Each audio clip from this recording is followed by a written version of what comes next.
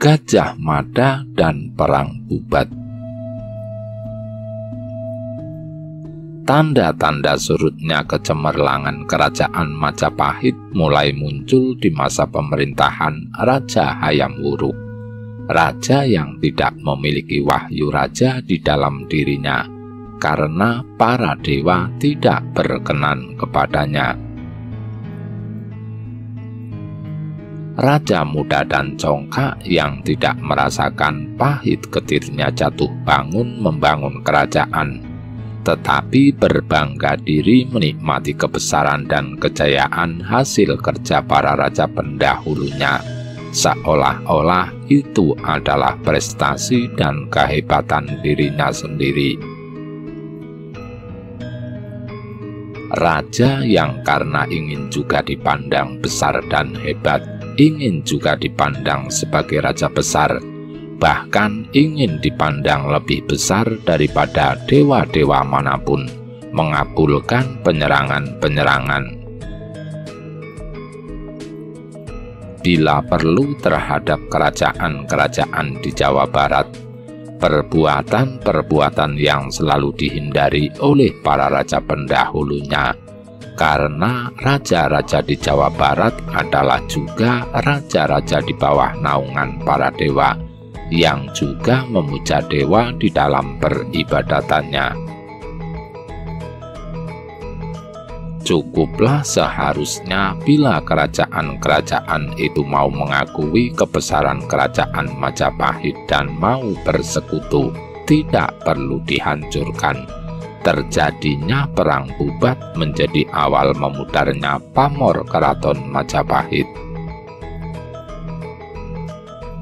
Peristiwa Perang Bubat berawal dari niat Prabu Hayam Wuruk yang sedang mencari informasi mengenai putri-putri untuk tujuan dijadikannya istri, untuk mendampinginya menjadi raja di Majapahit. Ketertarikan Prabu Hayam Wuruk terhadap putri Dyah Pitaloka dari kerajaan Sunda Galuh berawal dari beredarnya lukisan sang putri di Majapahit yang dilukis secara diam-diam oleh seorang seniman. Ia jatuh cinta kepada putri tersebut dan ingin memperistri sang putri.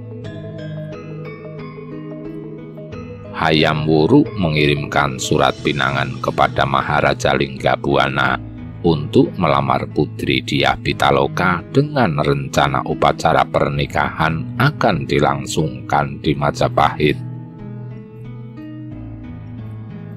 Pihak keluarga kerajaan Galuh bersedia menerima pinangan tersebut, tetapi pihak Dewan Kerajaan Sunda Galuh berkeberatan bila upacara pernikahan dilangsungkan di Majapahit, karena menurut adat istiadat yang berlaku saat itu tidak lazim pihak pengantin perempuan datang kepada pihak pengantin laki-laki.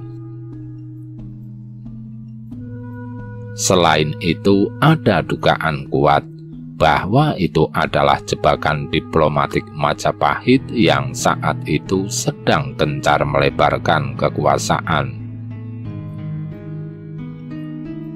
Tetapi Maharaja Linggabuana memutuskan untuk tetap menerima pinangan itu dan berangkat ke Majapahit karena adanya rasa persaudaraan yang sudah ada dari garis leluhur dua negara tersebut. Prabu Wijaya, pendiri kerajaan Majapahit, adalah seorang anak keturunan Sunda dengan ibu dari Jawa Timur. Dan kalaulah benar Majapahit ingin menguasai dan menaklukkan kerajaannya, tentulah sebuah kerajaan sebesar Majapahit akan mengirimkan para tentaranya untuk menghapuskan kerajaan kecilnya dari muka bumi. Lagi pula akan menjadi suatu kehormatan besar bila kerajaan Galuh bisa bersekutu dan menikahkan putrinya dengan Raja Majapahit, karena raja-raja Majapahit berikutnya adalah anak-anak dan cucu keturunan mereka. Pernikahan itu juga akan meniadakan niat Majapahit menginvasi kerajaan Galuh. Rombongan Maharaja Linggabuana beserta permaisurinya dan kaum kerabat keluarga kerajaan berangkat ke Majapahit mengantarkan calon pengantin Putri Dyah Pitaloka dengan dikawal hampir keseluruhan jumlah prajurit kerajaan. Tahta kerajaan dititipkan kepada keponakannya yang kelak akan disebut Prabu Siliwangi, yang menjadi raja setelah kematian Raja Linggabuana. Rombongan berangkat melalui jalan darat ke pelabuhan Cirebon. Dari Cirebon perjalanan dilanjutkan dengan menggunakan kapal laut kerajaan. Seiring kabar kesetujuan Raja Galuh atas pinangan Hayam Wuruk dan kabar perjalanan mereka ke Majapahit, di Majapahit sendiri terjadi perdebatan panas mengenai kedatangan rombongan calon pengantin tersebut. Ada pihak-pihak yang ingin memanfaatkan kedatangan mereka sebagai tanda tunduk kepada Majapahit. Seandainya pun pihak Raja Galuh tidak setuju, akan mereka paksa dengan kekuatan. Banyak pembesar-pembesar Majapahit yang tidak senang dengan kesuksesan Gajah Mada. Nama Gajah Mada terlalu cemerlang, bahkan jauh lebih cemerlang daripada nama rajanya sendiri yang sedang memerintah. Mereka selalu berusaha menjatuhkan Gajah Mada di depan raja mereka. Tetapi selaku orang tua, Gajah Mada berusaha menahan diri untuk selalu memberi teladan kepada rajanya yang masih muda itu. Gajah Mada sendiri berpendapat dan berusaha memberi pengertian bahwa kerajaan-kerajaan Sunda tidak perlu ditaklukkan dengan kekerasan, mengingat selama ini antara kerajaan Jawa dan Sunda dan rakyat mereka sudah hidup berdampingan dengan rukun.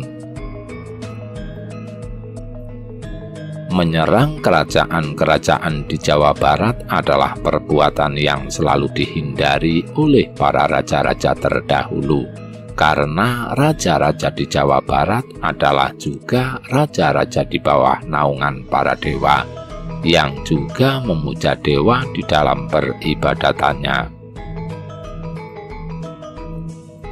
Itulah juga sebabnya dalam penaklukan Nusantara, Gajah Mada tidak menginvasi kerajaan-kerajaan di Jawa Barat, walaupun itu adalah wilayah yang terdekat dengan kerajaan Majapahit dan harus lebih dulu ditaklukkan.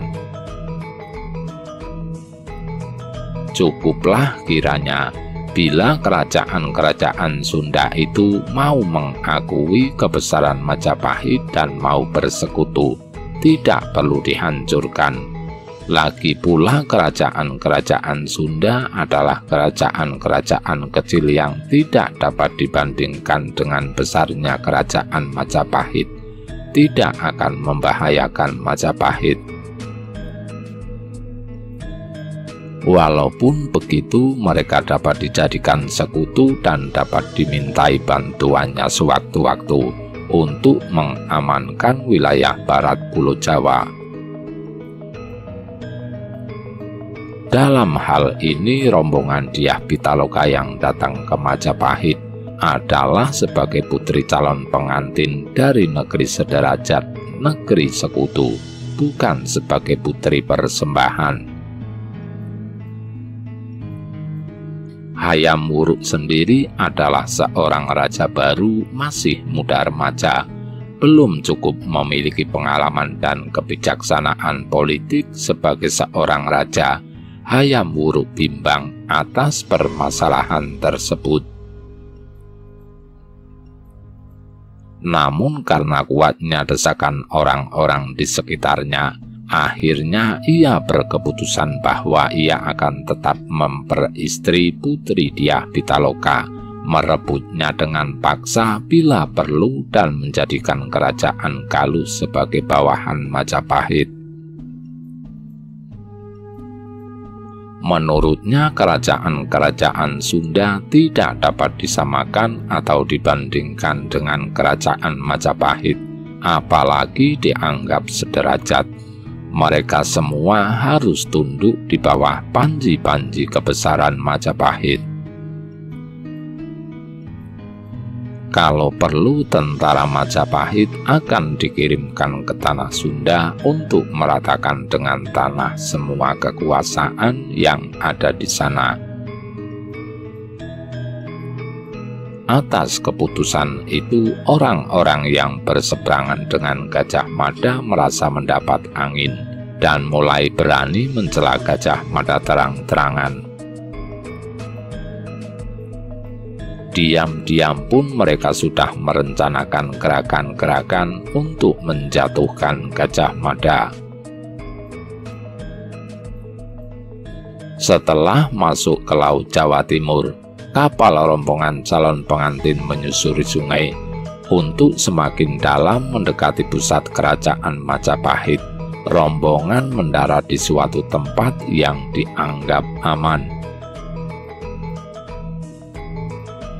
Rombongan Raja Linggabuana dan permaisurinya dengan kawalan prajuritnya meneruskan perjalanan melalui jalan darat, sedangkan Putri Dyah Pitaloka ditinggalkan di kapal bersama para pengiring pengantin dan sebagian prajurit untuk menjaganya. Rencananya kedatangan Raja Linggabuana terlebih dulu adalah untuk memberi kabar bahwa rombongannya sudah sampai dengan selamat. Sedangkan calon pengantin sendiri tentunya nantinya akan dijemput oleh pihak Hayam Wuruk setelah upacara pernikahan sudah siap dilaksanakan. Rombongan Raja Linggabuana dan keluarganya diterima di pos penjagaan Majapahit di luar kota dan ditempatkan di Pesanggerahan Bubat. Belum lagi Gajah Mada menerima berita kedatangan rombongan Raja Linggabuana, sejumlah besar pasukan khusus Majapahit sudah bergerak cepat mendatangi Pesanggerahan Bubat. Dengan berseragam keprajuritan hitam-hitam dan simbol-simbol pasukan khusus Majapahit, mereka memaksa Raja Linggabuana untuk mengakui kebesaran kerajaan Majapahit atas kerajaan Galuh. Tetapi Raja Linggabuana menolak pemaksaan itu, maka terjadilah pertarungan antara pasukan khusus Majapahit itu dengan pasukan Raja Linggabuana. Barisan pasukan khusus Majapahit bergerak melingkar mengepung Raja Linggabuana dan para pengawalnya. Pasukan khusus Majapahit bersenjatakan tombak panjang dengan barisan yang rapat bergerak menyerang maju menusuk dan mundur bertahan, kaki menghentak ke tanah teratur saling mengisi dan melindungi. Gerakan barisan banteng dan gajah membuat tentara Raja Linggabuana terjepit dan terdesak, sama sekali tak ada ruang untuk menghindar atau mundur, apalagi lari. Pasukan khusus Majapahit adalah sebuah kesatuan prajurit yang jumlahnya tidak banyak, tetapi memiliki kemampuan individu yang jauh lebih tinggi daripada kemampuan keprajuritan dari kesatuan apapun. sebuah kesatuan prajurit yang masih terlalu tangguh untuk dilawan oleh kesatuan prajurit biasa, walaupun jumlahnya 5 kali lipat banyaknya. Prajurit Raja Linggabuana membentuk formasi bertahan melingkar mengelilingi raja mereka. Pasukan pendekar pengawal raja bergerak ganas melompat-lompat, menyerang, menerjang dengan senjatanya masing-masing, mengaum-aum seperti harimau. Raja Linggabuana sendiri sudah langsung mengeterapkan ilmu pamungkasnya Aji Macan Liwung, ilmu khusus keluarga kerajaan yang ganas, yang diterapkan hanya dalam kondisi terdesak saja, antara akan tetap hidup atau mati. Sekalipun sudah cukup tua, gemuk dan gendut, tetapi kegesitan dan kekuatannya tidak berkurang. Raja Linggabuana yang sakti bersenjatakan sepasang pelatih khusus sebagai kepanjangan tangan dan cakar-cakar harimaunya, bergerak terengginas seperti seekor harimau besar gagah perkasa. Suasana perang hiruk-pikuk penuh dengan suara auman macan dan hentakan kaki ke bumi. Satu persatu korban berjatuhan.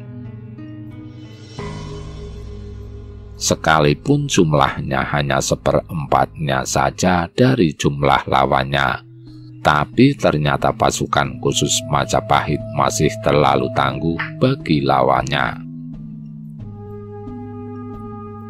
Prajurit pengawal dan pasukan pendekar Raja Linggabuana terdesak hebat, satu persatu berjatuhan dan sudah hampir habis, tak mampu melawan barisan pasukan khusus Majapahit. Raja Linggabuana dengan pelatihnya sudah menewaskan banyak pasukan khusus Majapahit, tetapi juga sudah beberapa kali tertusuk tombak tajam, namun tidak terluka. Dengan satu teriakan aba-aba yang keras di pihak pasukan Majapahit, pertempuran terpecah terbagi menjadi 2 lingkaran besar. Lingkaran pertama adalah kepungan 5 orang kepala pasukan khusus Majapahit yang sudah menghunus kerisnya masing-masing, mengepung Raja Linggabuana. Tombak-tombak keprajuritan mereka tak mampu melukai Raja Linggabuana. Lingkaran kedua adalah pasukan khusus Majapahit yang mengepung para prajurit dan pendekar, pejabat, anggota keluarga kerajaan, dan permaisuri Raja Linggabuana. Pertempuran yang ganas kembali berlanjut. Raja Linggabuana semakin terjepit, terpisah dari kelompoknya, dan tak mampu menyatukan kekuatan dengan para pengawalnya. Para pengawalnya pun tak mampu berbuat banyak, karena harus melindungi dirinya sendiri dan para anggota keluarga kerajaan yang lain. Kembali para pendekar dan pengawal raja berjatuhan tewas satu persatu. Raja Linggabuana sendiri sudah harus banyak menghindar, karena walaupun keris-keris lawannya berhasil dihindari tidak sampai menyentuh tubuhnya, tetapi kesiuran angin tusukan dan sabetan keris-keris lawannya terasa panas dan perih di kulitnya. Pada suatu kesempatan, seorang kepala pasukan khusus Majapahit berhasil menusukkan kerisnya ke pinggang Raja Linggabuana. Raja Linggabuana tersungkur terduduk, rasa perih dan panas terasa sangat menyengat. Darah merah hitam mengalir dari pinggangnya membasahi pakaiannya, walaupun terasa sakit dan perih, dipaksanya untuk bangkit berdiri. dan dengan jurus lompatan harimau, perlawanannya yang terakhir, ia melompat menerkam menubruk dan pelatihnya menembus dada seorang lawannya, tetapi musuh-musuhnya yang lain menghujamkan keris-keris mereka ke tubuh Raja Linggabuana. Akhirnya Raja Linggabuana yang gagah perkasa gugur di medan laga. Para prajurit dan pasukan pendekar Raja Linggabuana gugur satu persatu. Kegagahan dan ketangguhan pasukan khusus Majapahit benar-benar menguasai jalannya pertempuran. Walaupun jumlahnya tidak cukup banyak, tetapi lawannya tidak cukup siap menghadapi ketangguhan pasukan khusus sebuah kerajaan besar. Lawan-lawannya tak mampu menahan mereka. Pertarungan berakhir dengan gugurnya Raja Linggabuana. Para menteri dan pejabat kerajaan beserta segenap keluarga raja dan prajurit kerajaan Galuh di lapangan Bubat habis tak bersisa. Akibat peristiwa Bubat itu, hubungan Hayam Wuruk dengan Gajah Mada menjadi renggang. Gajah Mada sendiri sebenarnya tidak tahu apa-apa tentang penyerangan ke Bubat. Gajah Mada dijadikan kambing hitam oleh orang-orang yang tidak senang kepadanya. Bahkan Raja Hayam Wuruk pun murka kepadanya dan menimpakan semua kesalahan kepadanya. Gajah Mada menanggung sendirian semua tuduhan, kecurigaan, dan kecaman dari semua pihak di kerajaan Majapahit karena dianggap bertanggung jawab, ceroboh, dan gegabah, membiarkan pasukannya bergerak dan bertindak sendiri. Tidak mungkin sebagai seorang pemimpin besar ketentaraan, ia tidak mengetahui pergerakan prajurit-prajuritnya. Ia dianggap terlalu lancang melakukan tindakan sendiri tanpa seizin raja.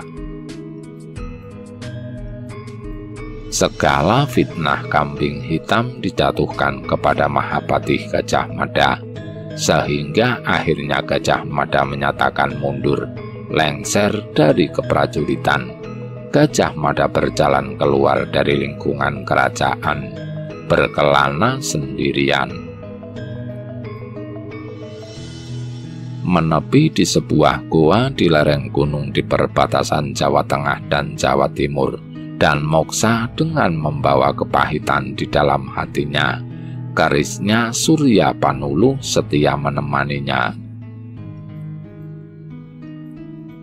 Mahapatih Gajah Mada telah membuktikan tekadnya, mengutamakan kepentingan negara di atas kepentingan pribadinya, dan tidak berhenti bekerja sebelum Majapahit mencapai kejayaannya. Sejak mudanya ia sudah membaktikan dirinya kepada Majapahit. Bahkan karena pengabdiannya itu, ia tidak menikah dan tidak memiliki keturunan. Tetapi ternyata kejayaan dari pengabdian tulus seumur hidup telah berbalik menjadi kehinaan dan nista di tangan seorang raja congkak dan tak berbudi luhur. Putri Dyah Pitaloka dan para pengawalnya masih setia menunggu di kapal. Mereka tidak mengetahui bahwa ayah ibunya dan para prajurit pengawalnya telah mati terbunuh di lapangan Bubat. Hampir sebulan lamanya mereka menunggu di kapal. Akhirnya mereka semua juga meninggal karena terjangkit wabah yang mematikan. Sampai sekarang manusia masih dapat bertemu dengan mereka, karena roh mereka masih berada di tempat itu bersama dengan kapal yang mereka tumpangi. Status resmi pangkat dan jabatan Gajah Mada adalah seorang patih, jabatan tertinggi di bawah raja, tangan kanan raja dan pemegang komando ketentaraan yang tertinggi, lebih tinggi daripada menteri kerajaan. Tetapi sepeninggal dirinya tidak ada patih lain yang diakui sebesar dirinya, sehingga untuk menghormatinya sampai sekarang orang tidak menyebut dirinya patih, tetapi Mahapatih. Nuwun, nuwun, nuwun.